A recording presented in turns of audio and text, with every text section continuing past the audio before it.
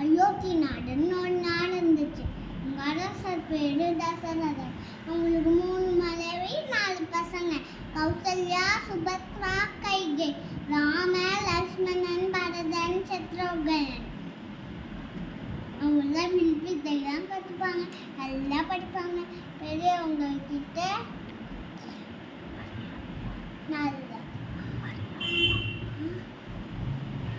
மரியாதையா பேசுவாங்க, மரியாதையா நடந்துப்பாங்க. முன்னால் விஸ்வாமித்திரன்னு ஒரு முனிவர் வந்தார். அவங்க நாங்கள் யாகம் நடத்த கூட அந்த யாகத்துக்கு ராமரையோ லக்ஷ்மணனையோ அனுப்புங்கன்னு சொல்லி, அப்புறம் அரசரோ ராமரையோ லக்ஷ்மணனையோ அனுப்பிடுவாங்க. ஒரு வழியில் தாரகா 100 அரைக்கி வருவா. அவளை ராமர் கொன்னுட்டு யாகம் நல்லபடியாக முந்தி வரும்போது மிதியில இன்னும் ஒரு ஊருக்கு வருவாங்க. அரசர் பேரு ஜனகர். அவங்களுக்கு ஒரு பொண்ணு, அவங்க பேரு சீதை. அவங்க ஒரு போட்டி பார்ப்பாங்க ஜனகர். அது வில்ல உடைக்கிற போட்டி. அதுல ராமர் வில்ல உடைச்சிருவாங்க. ராமருக்கு சீதையால கல்யாணம் பண்ணி வச்சுருவாங்க.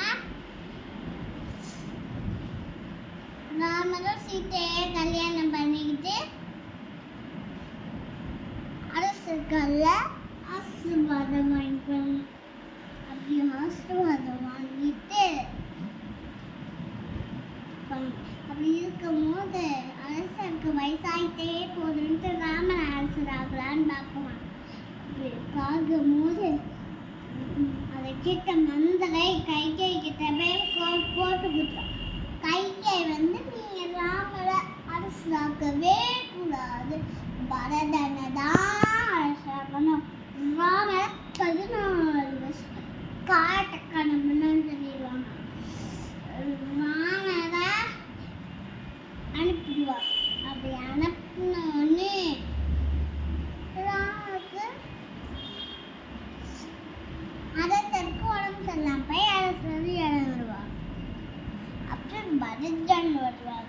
அண்ணா அண்ணா நீங்க பண்றது தப்பு, அம்மா அம்மா நீங்க பண்றது தப்புமான்னு சொல்லிடுவாங்க. ஆமாப்பான்னு சொல்லிட்டு எல்லாரும் சேர்ந்து காட்டுக்கே போய் அண்ணா அண்ணா அப்பா இறந்துட்டாங்கன்னு சொல்லிடுவாங்க. அவங்கள சோகமாயிடுவாங்க. ஆனாலும் நான் வரமாட்டேன் அப்படின்னு சொல்லிடுவாங்க. அண்ணா வரமாட்டாங்க. அதனால சரி அண்ணா நீங்க உங்க செப்பலை கிரௌண்ட்லேருந்து வாங்கிட்டு போய் அரசோட சேர்ல வச்சுப்பாங்க. நான் நாட்டை பார்த்துக்கிறேன்னான்னு சொல்லிடுவாங்க. இங்கே என்னன்னா குடிசை கட்டி தங்குவாங்க. அப்படி தங்கும் போது சூர்பனகைன்னு ஒரு அரசி வருவா. சூர்பனகைன்னு ஒரு அரசி வருவா. ஐயே ஒரு அழகா இருக்காரே, நம்ம கல்யாணம் பண்ணிக்கலான்னு சொல்லி போவா. பேச போகும்போது சீதா தான் ஒய்ஃப்னு சொல்லிடுவாங்க. இப்படி பண்ணிட்டு இருப்பா. நம்ம இவரை கல்யாணம் பண்ணிக்கலான்னு இப்படி பண்ணிட்டு இருப்பா சீதா தேவி. அப்புறம் லக்ஷ்மணன் ராமரும் லக்ஷ்மணன் அவ காதை அறுத்துடுவாங்க, மூக்க அறுத்துடுவாங்க. அப்போ அவ உடனே அழுகிறே ஓடி போய் ராவணன் கிட்ட சொல்லியிருப்பான். ராவணன்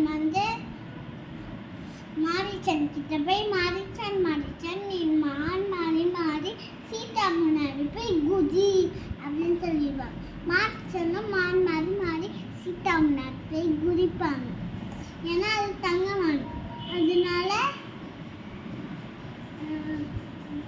சீதா எனக்கு இந்த மான் வேணும்னு சொல்லி மானை கேட்பாங்க.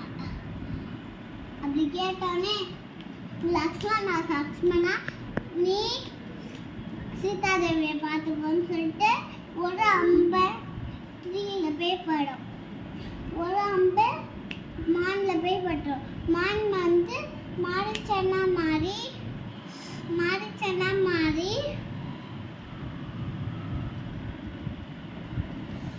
ராமர்காரர்ல சீதா லக்ஷ்மணா அப்படின்னு கத்துவாங்க. அப்படி கத்தும் போது சீதா பயந்தே போயிடுவாங்க. லக்ஷ்மணா ஒரு கோடு போட்டு அந்த கோடை தண்ணி வரக்கூடாதுன்னு சொல்லிட்டு போவாங்க.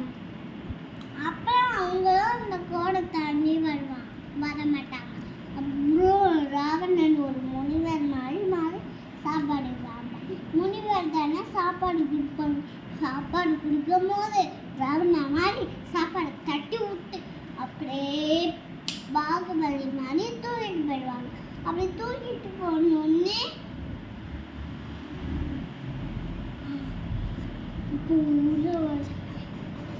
ஜடாயு போற வழியில, பறக்கிற வண்டியில போற வழியில ஜடாயு வரும். அது ராவணன் வெட்டிடுவாங்க. வெட்டினோடனே ராமன் கிட்ட லக்ஷ்மணன் கிட்டயும் நந்த விஷயத்துலாம் சொல்லிட்டு அது இறந்துடும். இறந்துடனே ராமனும் லக்ஷ்மணனும் ராவணன் வந்து அப்படியே தூக்கிட்டு போய் இலங்கையில கட்டி போட்டுருவாங்க. அப்புறம் ராமனும் லக்ஷ்மணனும் ஹனுமான் கிட்ட போய் நந்த விஷயத்துலாம் சொல்லுவாங்க. ஹனுமான் சுக்ரீவனன் கிட்ட கூட்டிட்டு போவாங்க. சுக்ரீவனன் நீங்க வாயை அழைக்கணும் அப்படின்னு சொல்லிடுவாங்க. மறைஞ்சு நின்று ராமனும் வாலியை அழைச்சிடுவாங்க. அப்படி அழைச்சோடனே சுக்ரீவனன் ராமனுக்கு ஹெல்ப் பண்ணுவாங்க. எல்லா பக்கமும் தேடி பார்ப்பாங்க. சீதா இருக்க மாட்டாங்க. அப்புறம் ராமன் பெருசாகி ஹனுமான் பெருசாகி இலங்கை போய் ராமன் மோதிரத்தை கொடுத்துட்டு சீதா மோதிரம் வாங்கிட்டு வரும்போது இந்திரஜித் ராவணனோட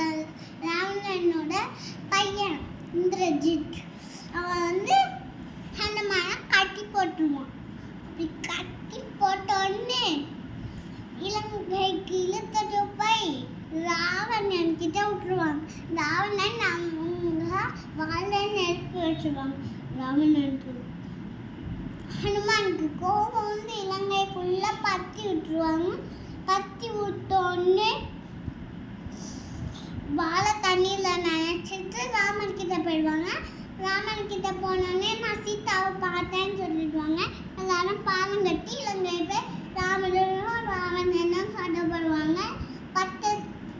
ராவணனோட 10 தலையும் ராமர் வெட்டிடுவாங்க. ராவணன் இறந்துருவாங்க. விபூஷணன்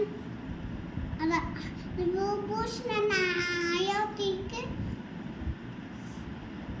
விபூஷணன் இலங்கைக்கு அரசு ஆயிட்டு அயோத்திக்கு ராமர் அரசு ஆயிடுவாங்க. ஸ்ரீராம ராம ராமே ராமாயணம் எழுந்தது வால்மீகி. ஸ்ரீராம ராம ராம